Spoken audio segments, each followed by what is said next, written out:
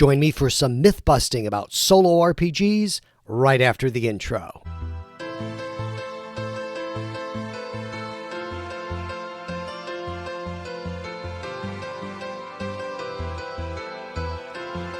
Hi, this is John from Sharp Mountain Games, and here we talk about independent RPG stuff and also solo gaming on this channel. And we hope you'll consider subscribing, and certainly you can check out our links below for our printed and PDF products.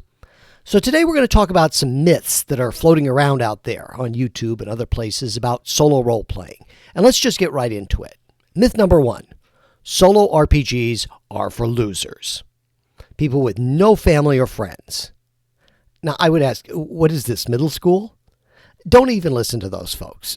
First off, there's no database that they're consulting. It's just some personal bias. And even in my anecdotal experience, it seems most solo RPG players have family friends, and they even have group gaming groups. So solo is just another outlet for their hobby. And some folks play mostly solo because maybe it is tough to find a group. Even online, with busy adult schedules. People just say, oh, get online. Well, try it. It's not always as easy to get everybody together as you might think. Or maybe they just want to game more. I think solo is a way to get more gaming and maybe in different genres. So we're not even going to spend a lot of time on this one.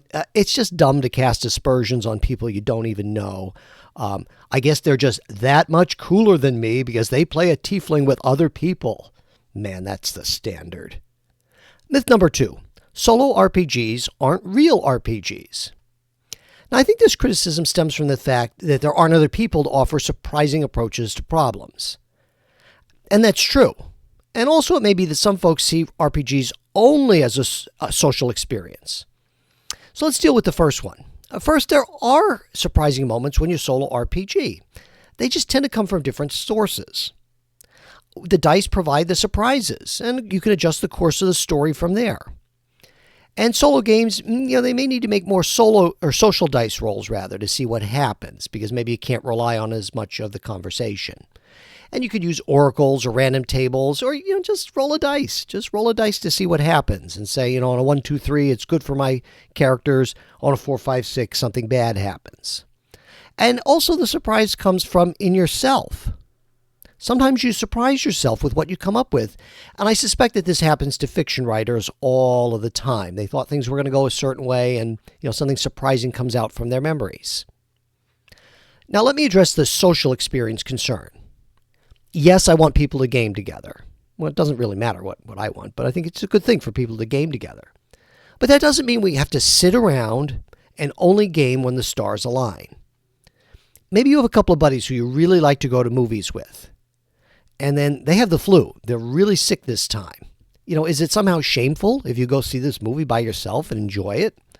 Or there's a big snowstorm and the people, you plan to get together with family or friends to watch a big football game or a big sporting event. They can't come over. You're not going to watch the Super Bowl? Of course not. We never throw stones at people for doing other activities solo. So why on earth would you bother with RPGs? Now, myth number 3, you need to journal. Now, some folks like me are paper addicts. I love journals and sketchbooks, probably to an unhealthy degree. But if writing out a record of your adventure seems like too much work, just don't do it.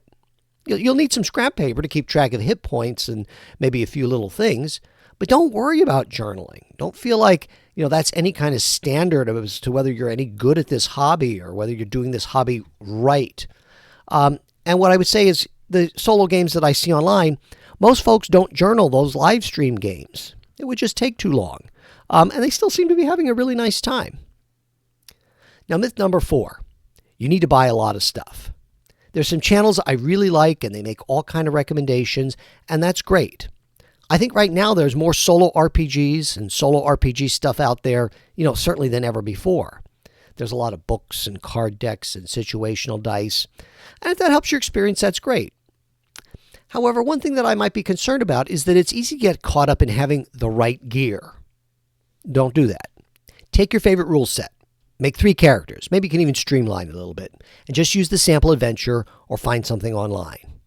Just try it for a little bit and have a blast. Don't get worried.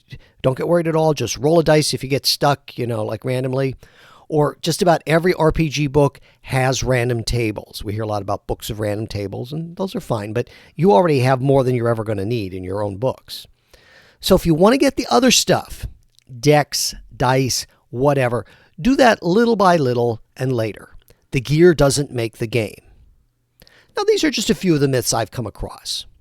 Now, my goal on this channel is to encourage people in all facets of role-playing games.